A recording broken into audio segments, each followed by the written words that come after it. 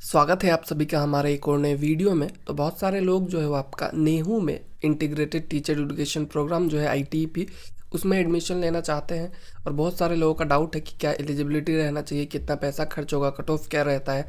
इन सब चीज़ों को लेके आज हम लोग इस वीडियो में बात करेंगे कि आपको नेहू में किस तरह से एडमिशन जो है वो मिल सकता है आईटीईपी प्रोग्राम में।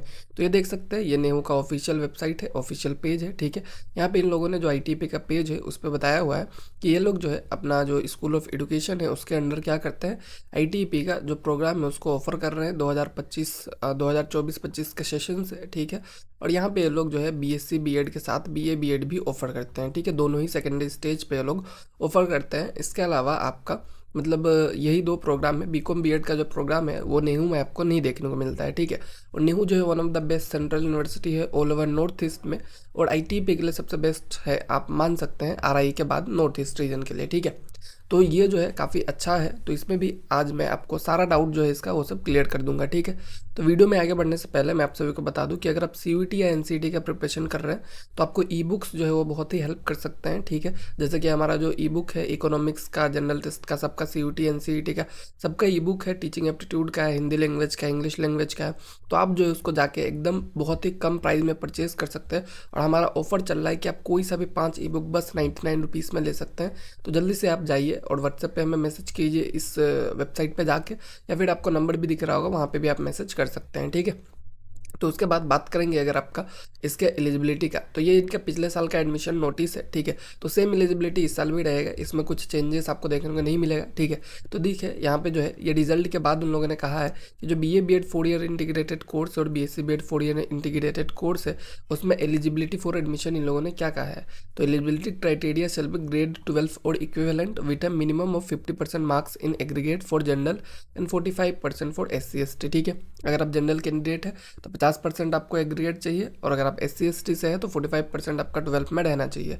और आपको कौन सा एग्जाम देना है, you have to appear for NCET। ठीक है, जो कि आपका NTA कंडक्ट करवाता है, उस एग्ज़ाम को देना पड़ेगा, जो कि आपने फॉर्म फिल किया होगा। ठीक है, और भी कुछ 2-3 दिन बाकी है। इसके अलावा सिलेक्शन प्रोसेस का बात किया जाए तो क्या सिलेक्शन प्रोसेस रहने वाला है। ठीक है, तो ये merit shall be prepared on the basis of total NCET score and weightage in the form of additional points. ठीक है, तो इस यूनिवर्सिटी में थोड़ा सा अलग रहता है कि आपको बस एनसीईटी के स्कोर पे एडमिशन नहीं मिलेगा, साथ में और भी थोड़े से वेटेज दिए जाते हैं। जैसे कि आपका 5 पॉइंट दिया जाएगा अगर आपने मेघालय का हो के, ठीक है, आपने किसी और अलग से कॉलेज से मतलब पढ़ा है। ठीक है, और आप एक परमानेंट डोमिसाइल नहीं है मेघालय के, मतलब आपने मेघालय के कॉलेज से पढ़ा है फिर स्कूल से पढ़ा है, तो आपको 5 पॉइंट मिलेगा। अगर आप मेघालय के परमानेंट रेसिडेंस है, ठीक है, और कहीं बाहर से आपने पढ़ा है तो आपको 10 पॉइंट मिलेंगे। और आप मेघालय के और साथ में साथ मेघालय से ही पढ़ा है आपने तो आपको 15 पॉइंट मिलेंगे। ठीक है, तो ये जो है आपका एक सिलेक्शन प्रोसेस में चीज़ है कि अगर आप मेघालय के हैं, मेघालय से पढ़े हैं, तो आपको ज़्यादा प्रेफरेंस दिया जाएगा, आपको ज़्यादा इजीली एडमिशन मिल जाएगा। ठीक है, इसके बाद बात करेंगे अप्लाई करने के लिए आपको, अगर आप जो मतलब जनरल कैंडिडेट है 800 रुपये का आपको फीस देना पड़ेगा, रिजल्ट के बाद अप्लाई करना होता है। ठीक है, और SC ST को 400 रुपये का देना पड़ेगा।